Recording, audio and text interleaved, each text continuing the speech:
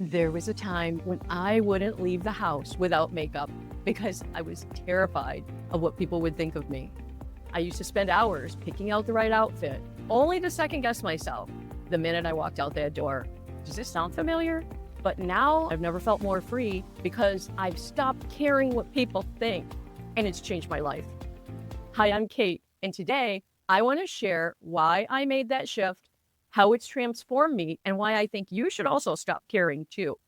I've got 4 key tips for you that I've learned the hard way, plus a bonus challenge at the end you won't want to miss. So let's get to it. Here's the simple truth. You can't please everyone, and trying to do so will only drain the joy right out of your life. As Mark Manson says in his book, The Subtle Art of Not Giving Up, you and everyone you know are going to be dead soon. And in the short amount of time between here and there, you have a limited amount of fucks to give. Very few, in fact. There's a link to Mark's book, by the way, in the description below on both podcast and video. So let's talk about how to start caring less and living more for yourself. A turning point came a couple years ago when I started reinventing my life because I needed to change. And I began to give up on the notion that I could please other people so they would just be in my life. I used to agonize over how I looked, what I said, and how I acted. And I realized that I think I was living for someone else, like someone else's life, not my own. I wanted their external approval. I was chasing validation from others instead of finding it within myself. And that's when I decided to take back control and started to focus on my own values, my own desires, my own strengths. And I started to redefine my own worth on my own terms. And it's really been a game changer. I realized too that the opinions of others said more about them than it really did about me. Maybe they felt insecure that day. Maybe they were having a bad time in life and there's things going on that I'm not aware of. As Mark Manson points out, and I quote, "You can't be an important and life-changing presence for some people without also being a joke and an embarrassment to others." Boy, is that ever true. Whew, I agree with that so much. As I began losing weight, for example, I was working diligently on my health and my skincare at the same time and other goals, but there were some surprising pot shots and subtle criticisms that came from people I called my friends. It made me realize that if we start to better our lives in some way, small or large, some people get bent out of shape about it. They get uncomfortable. They feel threatened by you somehow, as though what you're doing new in your life that's very lightful and improvement oriented, it's as though your new light is casting a big limelight onto them where they might suddenly look bad now in your presence. When you refocused on trying to change for the better, it isn't about them, it's about you. So at some point, I realized I had a choice. I could keep living for other people and their approval, or I could start living for myself. And I chose me because I got to live in this body by myself. It's my one life. It's not up to other people to decide for me what's embarrassing, what's right, and what's wrong. I'll take it all because I'm brave enough to. Are you? If you are, comment, yes, I am. A few friendships in my life went by the wayside, and that has to be okay. I know in my heart that I am not and was not working on myself for the purpose of making my friends look bad or feel bad. That's a ridiculous statement. I wish they could have been happy for me, but some of them were not, and that's all right now. I've learned a few key lessons about not caring what other people think. Let's go through them real quickly.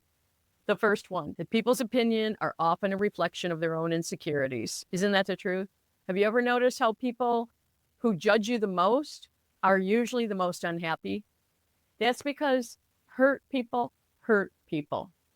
When someone criticizes you, it's rarely about you, it's about them, most of the time, unless you've really done something wrong. And another point that Mark makes in his book that I really love is this quote: "The more something threatens your identity, the more you'll avoid it."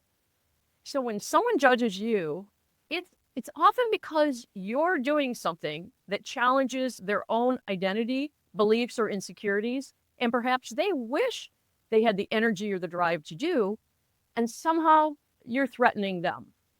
You don't mean to be doing this, do you? Of course not. But take losing weight for an example. You suddenly lose weight, and then you have a friend who isn't losing weight and feels threatened because you are. They may stop spending as much time with you because of their own discomfort. And that's unfortunate for both people. But you can't stay unhealthy when you want to get healthy just because a friend is choosing their path for themselves. So it puts you in quite a predicament, doesn't it? But still, you have to choose yourself. The second thing I learned, the more you focus on yourself, the less you worry about others. It's that simple. When I stopped obsessing over what other people thought about me, I started focusing on what truly mattered to me. I picked up hobbies that I always wanted to try, like my 2 YouTube channels. I really put myself out there for total judgment, and I still do to this day. But as long as I'm authentically being me, then I can sleep well at night. I make terrible videos sometimes that I'm embarrassed about, actually most of them, because I'm hardest on myself. But sometimes they turn out pretty good and I'm proud. But I am doing it anyway, instead of just dreaming about doing it. And there's something to be said for going into action and just doing it, even when you're scared. So another thing Manson writes about, and this is a quote, the key to a good life is not giving about more, it's giving about less and giving about only what is true and immediate and important to you. I started saying no to things that I didn't want to do, even if it disappointed other people. It was hard at first, but it gave me so much freedom. Lesson number 3, life is too short to live for someone else's approval. It just is. You'll either live your life all the way through for yourself on your own terms, or you'll live it for someone else's approval.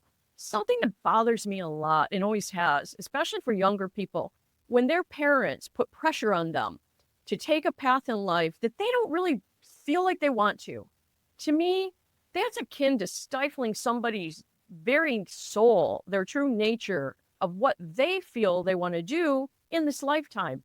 No one, not even a parent, can always know what's best for a child in terms of their heartfelt path in life. But it is disappointing to see grown adults putting their lost dreams on their kids, or worse, forcing them to follow in their footsteps when a kid clearly does not want to. It's their one single life to live, just like it is yours. So if you are the kid in that scenario, be yourself, align with your goals and your soul and your own dreams, and search for what you feel deeply within is right for you, for your true happiness. Because when you get older like I am, your life could be filled with regrets if you did not take the path and do things that make you happy in life. Last lesson number 4 before the bonus, dress for yourself. One of the most liberating things I've done is start wearing what I want, even if it's not age appropriate. I don't care. When I began snowbirding in Florida, I realized how much live music is available every single day, which meant dancing was a near part of daily life. I found a new way of dressing that made me feel fabulous. I'm youthful at heart, and so I reflect that in my appearance. I can't help it, nor do I want to. I love how I feel, so it doesn't matter what you or anybody else thinks. Even the negative comments I get on YouTube sometimes, I don't really care because I'm doing the best I can to be authentic in my own body, mind, and spirit. I also found that something amazing happened. People started complimenting me, not on what I was wearing, but because of how confident I feel and how much fun I have naturally. And this thing, when you stop caring what people think, you give yourself permission to shine. When you stop seeking external validation or trying to please everyone, you create space in your life for what truly matters to you.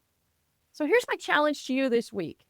Do one thing for yourself this week without worrying about what anyone else thinks. Wear that bold outfit. Say no to something that you don't want to do. Or sign up for a class that you've thought about, but maybe just haven't taken that step yet. Let me know in the comment what it is you're going to do this week. Because here's the truth.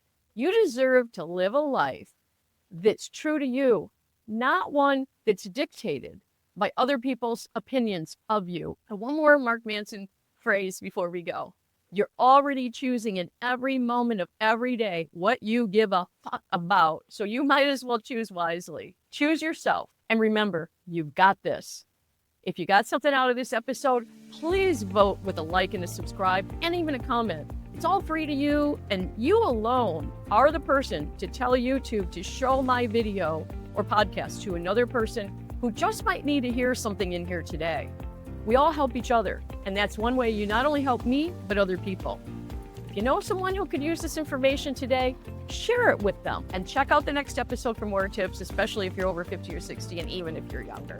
There's something for you.